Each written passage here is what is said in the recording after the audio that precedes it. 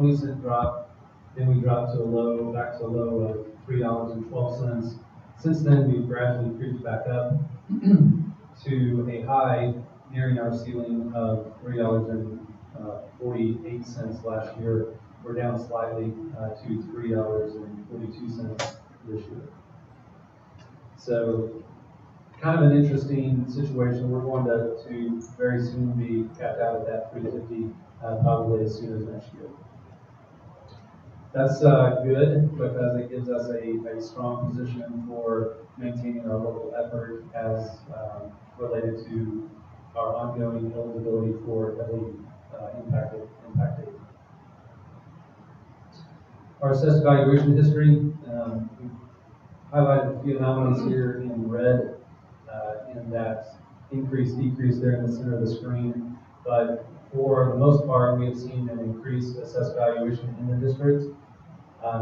We saw a $5 million increase, just over $5 million in assessed valuation this year, which was actually came as a little bit of a surprise. We didn't know we would see a solid increase, but that is the highest dollar for dollar increase in the history of the district. I think it's the second highest based on percent. I think this slot back here in 0506 was because of the comparative, our overall assessed valuation was number one. But definitely a solid year for assessed valuation growth. This is the slide every year that I ask the board to really consider, and this is that comparison of how our tax rate compares to the local region. We've ranked and filed 34 districts in the 4 counties surrounding Whiteman Air Force Base just to show how our levy ranks.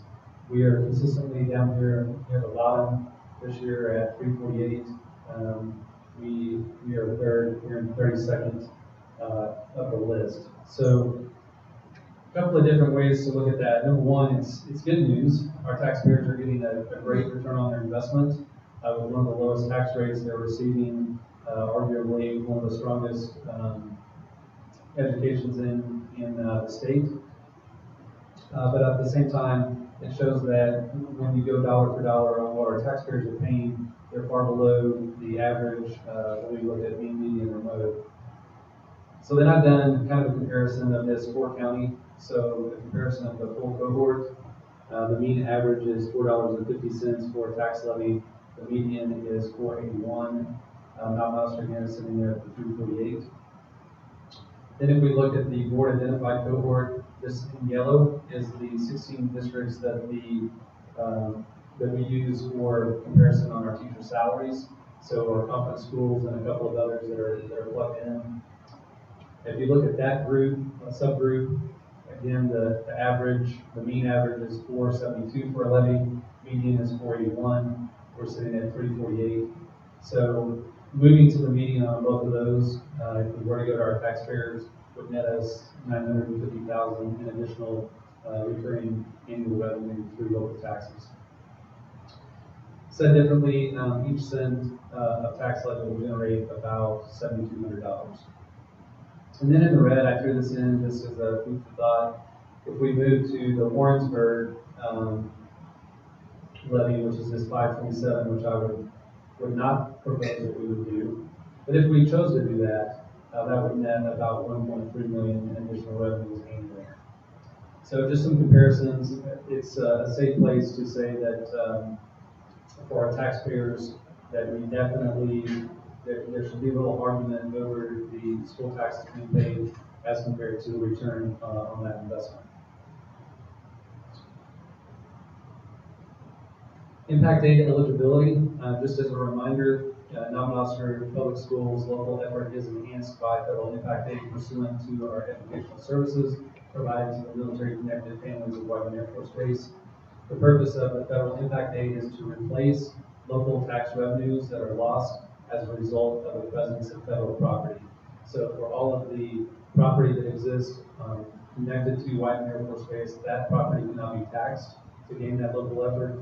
But also the students that live on that installation that are here exclusively for their parents' military service, the impact aid offsets the cost to educate them along with the rest of the students in the district. So we're very fortunate in that area. We're one of about a handful of districts across the nation that receive this heavily impacted impact aid.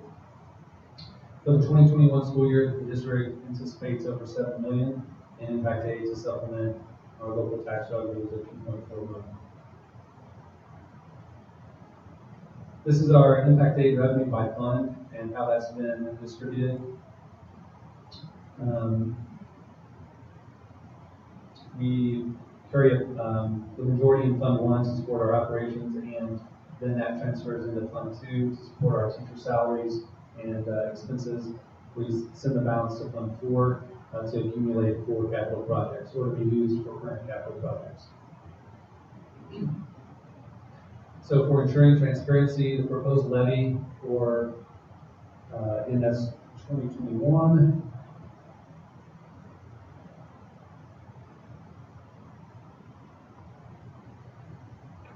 let me back up, make sure I'm clear on this slide. This slide is 2020 data, so this is actually a year old. That's the data that's available for the tax rate comparison. The rest is all for 2021, which is the tax bills that will come in December. So for the proposed levy for 2021, it takes a marked step forward in protecting the district's eligibility for B2, heavily impacted impact aid. It is highly probable that the district will remain eligible for B2 funds without interruption and without any losses of revenue through the use of additional factors as provided in the impact aid law. However, there is always a chance that the district may need to approach voters at some point in the near future to increase the tax levy to support capital projects or to further protect our eligibility. As a reference, please keep in mind that Navajo Public Schools voters approved a 350 levy in 2014, which was a 75% increase, up from 2.75. Since that time, the district, as discussed, lost about half of that increase due to construction of a pipeline, which generated local revenue. Since that time, we've moved back up towards that 350. So overall, we're in good shape. These are our reserve balances by fund. We were just shy of $23 million at the end of 2021, and for 22, we're expected to be around $25 million. Unrestricted reserve history, again, the board has expected us to stay at 35%. We will continue to do that until directed to change that, and that's been pretty consistent for the last 4 years.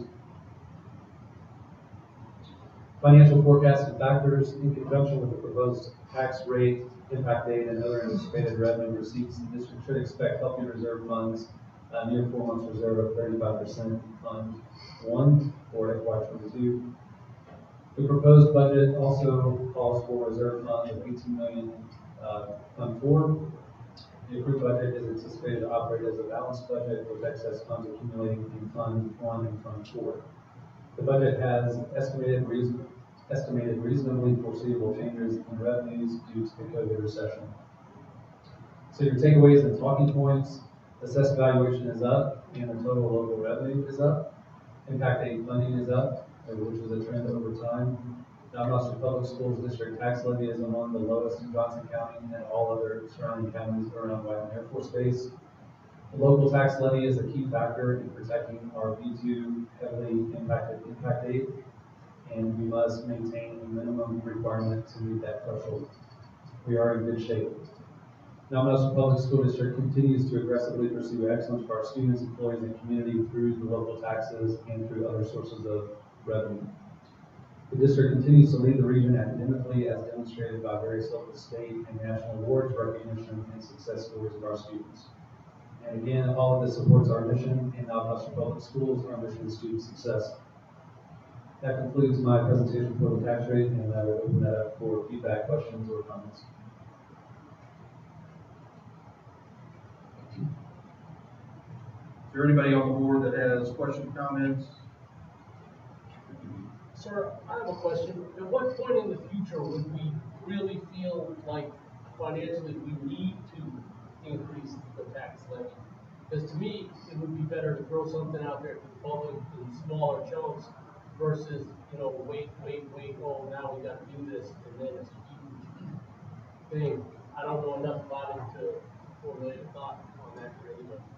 So the two triggers that I would suggest as a response to that question would be, number one, if something were to change in the impact aid eligibility formula, which frankly, we have dealt with a couple of those during my time here, but if we saw that something occurred with a change in federal policy or even, I would say, changes in administration of that policy, there could be a time where we need to go to our voters to protect our eligibility for impact aid. It would be foolish to not take those precautions to protect that federal revenue. So that would be trigger one. And then the second would be if the board and community identify a capital projects fund that, such as a new high school innovation campus, that we wanted to accomplish, that would be the time to go. As far as the second part of that question on incremental increases versus going one time, I think you can look at that two ways. Navitas school finance is quite different than most of the other districts in the state, with the exception of Waynesville, who is very similar to us. We have this year nearly 1,900 students, but we have a correspondingly low assessed valuation of 70 million. So if you look at other 18 to 2,000 student districts and compare the assessed valuation, you're going to see we're significantly lower. So it takes more to go to our voters to generate funds to support a capital project. Said differently, we probably have assessed evaluation closer in line with maybe 1,000 students, and that's where that federal impact aid kicks in. So the other part of that is when you go to your voters and run a campaign, it's a heavy lift and requires a lot of additional communication. So I would propose that it may be better to go one time, decide where we need to be for more. But that's something that we would, that's something that we would vet out, discuss, and open up publicly. But off the top, we can run those numbers and show the comparisons, but it takes a little bit, it will take a little bit more of an ask here in terms of an increase. But the good news is we're already at the bottom, so even an increase to the average would be more than sufficient to support the large project. Does that make sense? Yes. Okay. So I think to clarify, I think we've had discussions, and to protect the impact aid, you have some time to buffer. It's not something that you would drop eligibility next year if we didn't need to cut. So there's, kind of explain that. I think that's important here. So impact aid is paid 3 years in arrears. So we're paid now for 3 years prior. And because of that, there's a 3-year step down. If we fell out of eligibility, we would have a step down. So it wouldn't be a hard stop. And what that does is gives us time to assess the situation and go to our voters and protect that. I don't remember exactly the step back down, but I think it's like one year of hold harmless, and then it steps down to like 60, 30, 0 or something like that. It's not something that I plan to do, but it is a safeguard, and we have seen changes on how the administration, what factors they allow to be included in our local effort. They used to allow what we call Proposition C, which is a state collected tax in lieu of local taxes, to be included, and then they kind of surprised us about 3 years ago by saying you can no longer use your Prop C revenues as included in your local effort, and that's when Waynesville had their major pickup, and quite frankly, that's where our taxpayers saved our bacon with that 2014 tax increase. Even though we lost half of it, it was still enough to just keep us over the eligibility point. So the takeaway is, right now, we're in very good shape, and we have a very good understanding of how to maintain our eligibility. Any other questions on the tax rate theory? I apologize for the mistakes in there. Some slides have 20, 21, and 22, so I'll, reuse, we'll look over that a little bit closer next year and try to not make those mistakes. But to be clear, this is for the tax rate for 2021, which is assessed on property owned by taxpayers on January 1st of 2021, that is due by December 31st.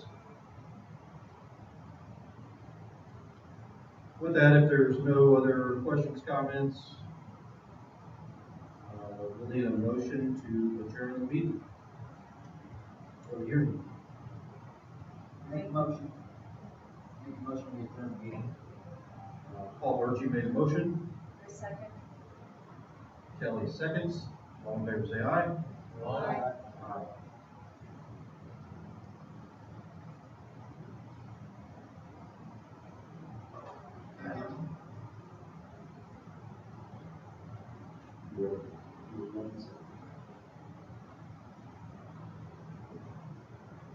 So we'll switch gears here and we'll move over to the regular board meeting. Just a few minutes late, but we'll go ahead and get started here with a pledge of allegiance and a moment of silence. I pledge allegiance To the flag of the United States of America, and to the republic for which it stands, one nation, under God, indivisible, with liberty and justice for all.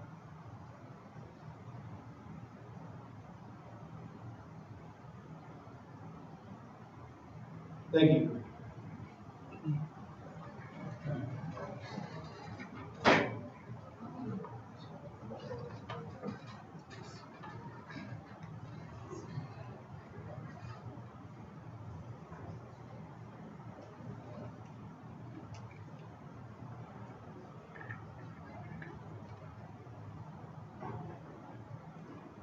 Okay, we're going to pause here and let them restart the video, and we'll go ahead and get started after that.